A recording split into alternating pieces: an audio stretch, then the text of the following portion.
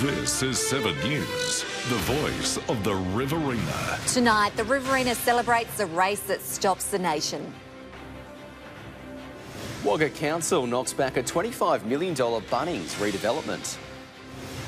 I'm Daniel Gibson. Later on this news hour, interest rates up 0.25%, but will there be another hike before Christmas? And 2 men arrested over the deadly crash that killed 2 young boys. 7 News begins now. Good evening. Pubs and clubs around the Riverina were packed with racegoers this afternoon for the race that stops the nation. Punters were there for a win, while some were just out to have a little bit of fun with their mates. Wagga might be 450 kilometres away from Flemington, but it was still all bets, champagne and fascinators for the race that stops the nation.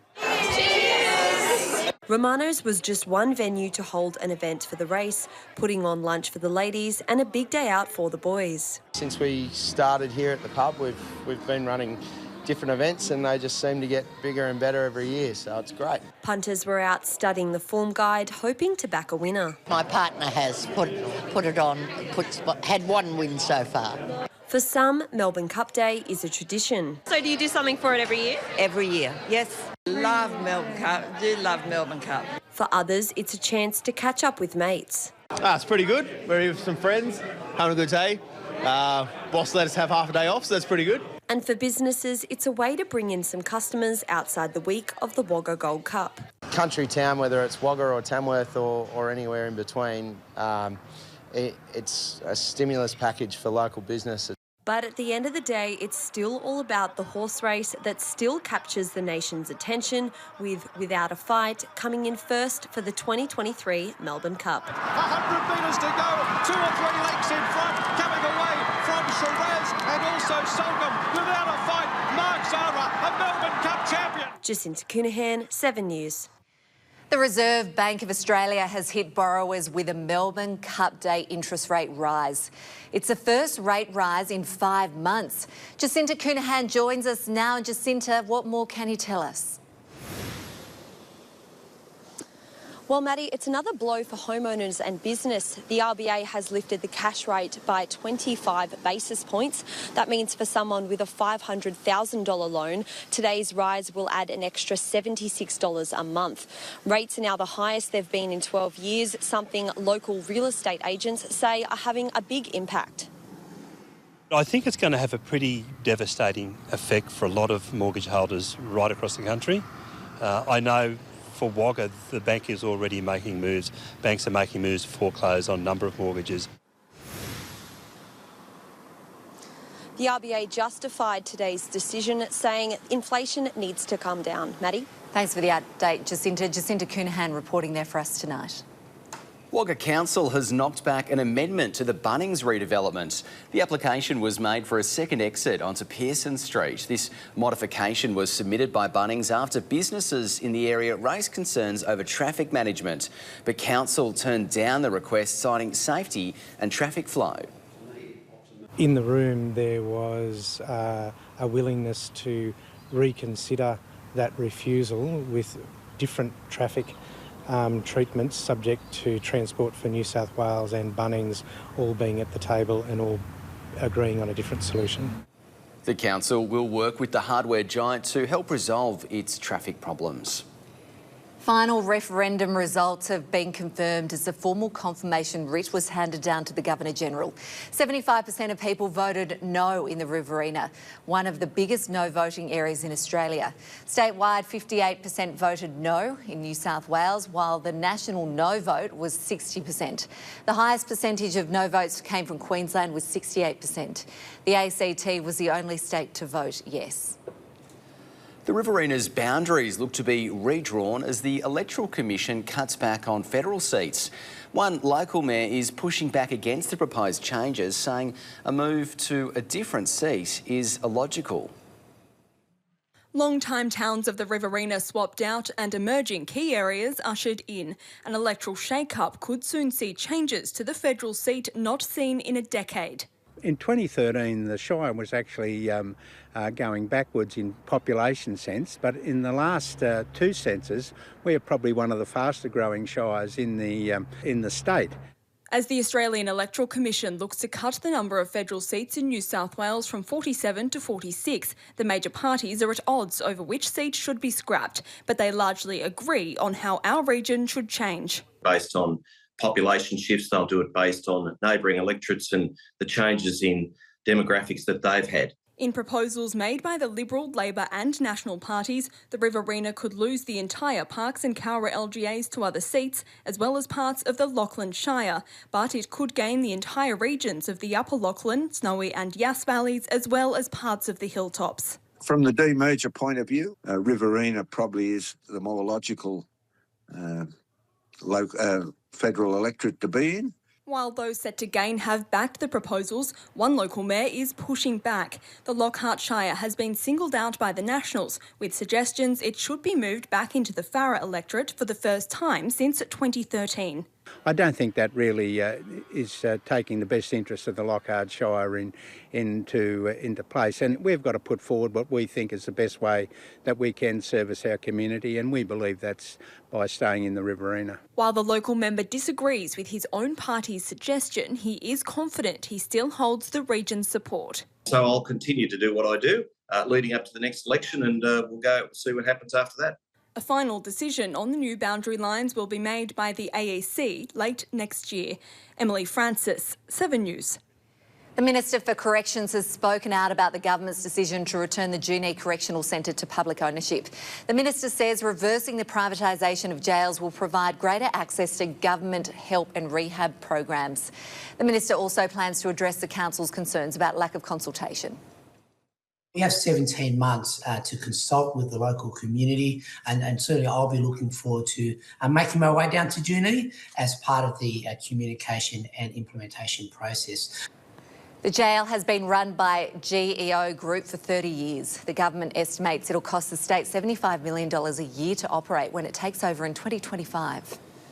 Health officials are warning of a renewed COVID wave that is expected to get worse over the festive season. GPs are reminding people about vaccination boosters, while aged care centres are saying it's no time to be complacent. An eighth wave of COVID is crashing onto Australia's shores just in time for the holiday season. It's all over the country, but particularly in the clinic, yes, we have a few cases that presented themselves. GPs say COVID is still in the community and are reminding people to not be complacent. The only ways that we can protect ourselves is by immunising ourselves, is number one. Number two is make sure that you have mask on, you clean, you wash your hands and you keep a distance. While state-based reporting has been halted nationally in the past week, an average of more than 900 cases a day were detected.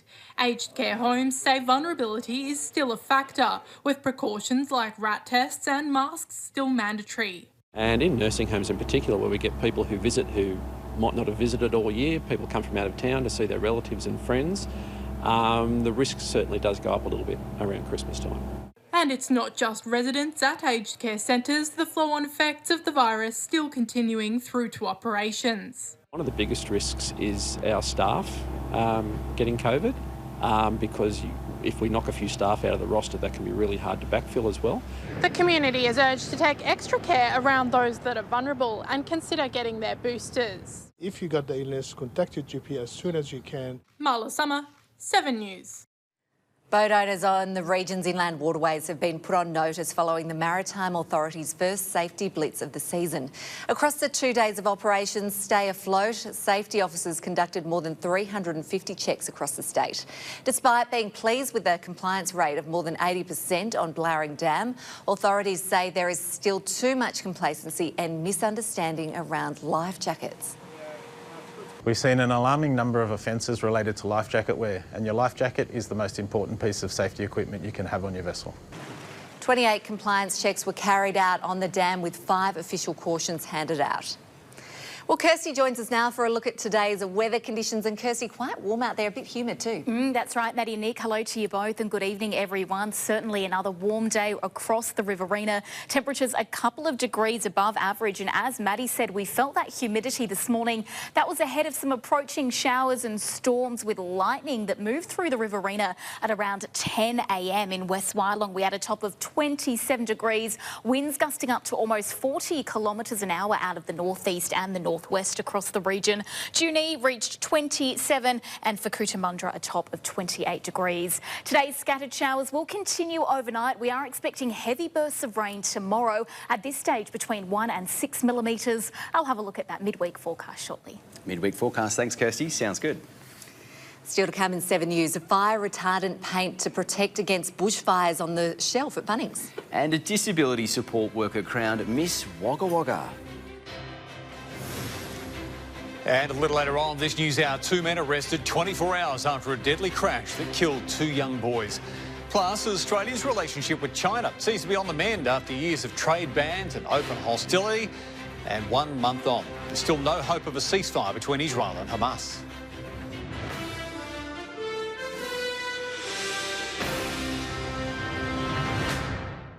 Welcome back. A new fire retardant paint that protects against bushfires is now on the shelves at Bunnings.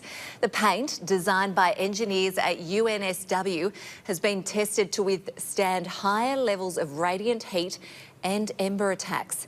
It's the first paint of its kind to pass the stringent bushfire testing process. The Salvation Army is asking the Riverina to dig deep as it launches its annual Christmas appeal. The charity's already seen a big amount of people reaching out for help with food relief and hampers ahead of the festive season.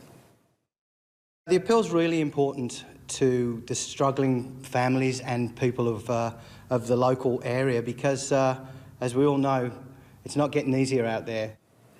And gifts for teenagers is always an area in need of more donations. Gifts for all ages can be donated here at church. They can be donated at the Salvo's store in Forsyth Street and also at our Doorways Connect space. And if you'd like to help out delivering the hampers, you can contact the local Salvo's store. The new Miss Wagga Wagga and Community Princess were officially crowned after months of suspense. Disability support worker Valika Hayes is Miss Wagga, while real estate agent Jess Barclay has been named Community Princess. The Quest is a community service award helping young girls on their personal journey while raising money for local charities. I really want to give back to our local beneficiaries and be more involved in the community. The pair say they are looking forward to representing Wagga. I really wasn't expecting it, but it was the best feeling in the world. Like, just knowing that the community gave us this opportunity was just amazing. The Quest has been running since 1948 with the support of local businesses. Well, still to come in 7 News, reports of vandalism emerge as Wagga's premier tennis centre sits in limbo. And could a non-contact game be key to growing rugby union? A former NRL hero says yes. Tomorrow on Sunrise, Australia's springback suburbs, where it's up to 17% cheaper to buy now than 12 months ago. Plus, a walk a day to keep the doctor away. The new research revealing how many daily steps you need to live longer. See you in the morning. Wagga's tennis centre is being targeted by looters and vandals as it sits dormant, awaiting demolition. Most of the railing along the clubhouse has disappeared and air conditioners have been reported stolen. In a statement to 7 News, Wagga City Council says it's identified damage caused to locks and chains and staff are looking for additional ways to keep out intruders. There are plans in place to salvage useful items from the facility. The centre has been closed since May. More than 600 juniors from across the Riverina, Central West, South Coast and the ACT have converged on Wagga for a bumper Super Sevens carnival. The Monster Tournament also giving aspiring athletes a chance to try a new sport and, of course, boost participation. A high-performance tool, a training aid and a development asset. Tri-Tag Rugby has the potential to fill gaps, broaden opportunities and strengthen the game. Former NRL hero and French rugby union player Mark Gasnier gave young athletes an introduction to the exciting new sport in Wagga.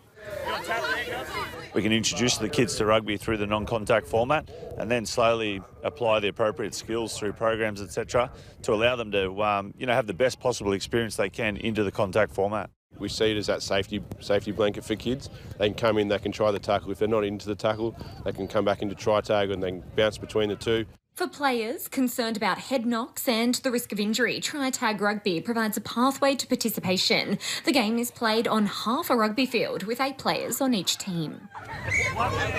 Gasnier would like to see the multi-purpose game rolled out into schools and played year-round in the region. You don't want to play the contact, you've got the non-contact available. And then summer, it's a lot more social, those social competitions within a club. And it allows clubs to, allow kind of new members to come and give the rugby club a try, which some otherwise wouldn't. The clinic coincided with the annual Super Sevens Carnival at Paramore Park. More than 40 teams took part, and for the first time ever, roughly 50% of participants were female. Girls' growth and the women's growth is massive. We've got the best sevens team in the world at the moment in that female space. Our Wallaroos are winning. They just won their last 2 games. Steph Muir, 7 News. To Aussie rules now, and the reigning Jim Quinn medalist has become the latest high-profile player to depart the Riverina Football League. Tamora has announced Jock Cornell will line up for the Kangaroos next year. The explosive midfielder has spent the past 3 seasons with Wagga Tigers. He ranked among the Black and Gold's best in 34 of his 45 games for the club. Cornell is the 4th player to depart the club, which finished this year's season in 6th.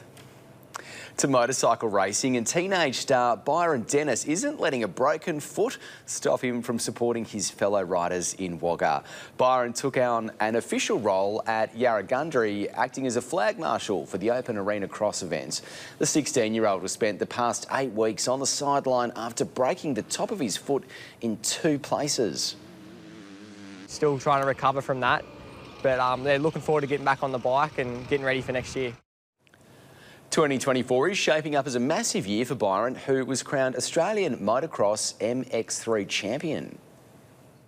Didn't have any bad rounds and got on the podium every round, so stoked about that. And just means that next year will be even bigger and stepping up into a bigger class, and I'm really looking forward to that.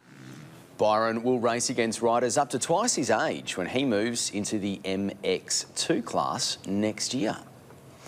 Turning to swimming now, and Wagga has been chosen as one of 3 locations to host a New South Wales Country Regionals next year. The exciting announcement comes as local swimmers lift the intensity in pursuit of some big goals in the pool. Some of the fastest swimmers in the Riverina went head-to-head. As 155 athletes converged on the Oasis Regional Aquatic Centre for the Wagga Swim Club's annual long course meet. More than 60 swimmers represented the club at the ever-popular carnival,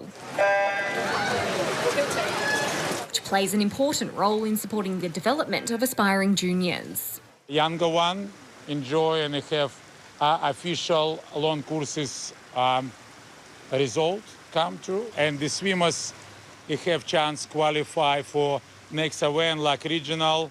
In exciting news for talented locals, the City of Good Sports has been chosen to host a New South Wales Country Regional Carnival for the first time since 2019. 3 carnivals will take place around the state, with Orange also confirmed as a host. Up to 1,200 swimmers will take part in the 2-day carnival, which will begin on the 20th of January.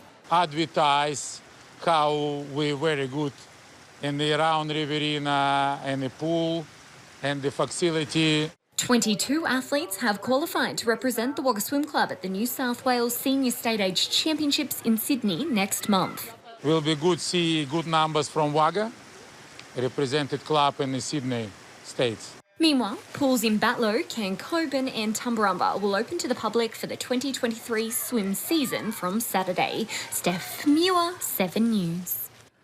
Up next in 7 News, Kirsty is back and she's got an in-depth look at what's happening weather-wise over the next few days. Welcome back, everyone. A low-pressure trough is developing over parts of the state, causing showers and thunderstorms. Meanwhile, conditions are feeling humid for many. This trough will deepen into Thursday, which will cause showers to increase for the eastern half of New South Wales, heighten the risk of severe thunderstorms and force heat to build. Some parts of our state could even see temperatures as much as 10 degrees above average heading into our weekend. Now, at this stage, Thursday is looking like the day for some of the heaviest rainfall, with up to 15 millimetres, but between about 5 and 25 millimetres is forecast over the next 8 days. Let's take a look first to our midweek weather tomorrow, and we will see warm temperatures again remaining in the high 20s and the low 30s. Thunderstorms are expected across the day, though, with more humid weather, particularly in the morning. Showers heaviest around 6 a.m. Around the likes of Wagga, we could see up to 6 millimetres of rain. Adlong and Cootamundra, tops of 29 with a northeasterly wind. Those heavier showers arriving through Thursday, mainly in the morning, though. There's a chance of 3 to 15 millimetres at this stage. That wet weather beginning to clear around the mid-afternoon, when we'll feel those winds shifting direction, becoming southwesterly into the afternoon and then southeasterly during the evening. That heat well and truly persisting, though, as Temora jumps to 28 degrees. And on Friday, we'll see those temperatures soaring even further. Wagga heading for a top of 33. That's 7 degrees above the November average. Mostly sunny. We will see that chance of showers easing, but there is still storm activity forecast for the afternoon and evening. If we look ahead now to the next 7 days, temperatures still forecast to climb 35 degrees on Saturday. Certainly going to be some very hot weather over the next few days. It'd be nice to see a little bit of rainfall on the forecast as well. It will be nice. We'll need our umbrellas. Yes, we will. That's right. Thanks, Kirsty. All right, now for a quick look at fuel prices. The Metro Petroleum truck stop in Barmedman has unleaded for $1.88 and diesel for $2.10. In Temora, the Shell service station along Hoskins Street has unleaded for $2.01 and diesel for $2.21. And the Metro Petroleum service station in West Wyalong is selling unleaded for $2.02 and they've got diesel for $2.16. And that's your local news for tonight. Thanks for watching. You can catch up on our website or, of course, at 7+. Right now, Dan's got your national news. Enjoy your night. We'll see you tomorrow at 6 o'clock.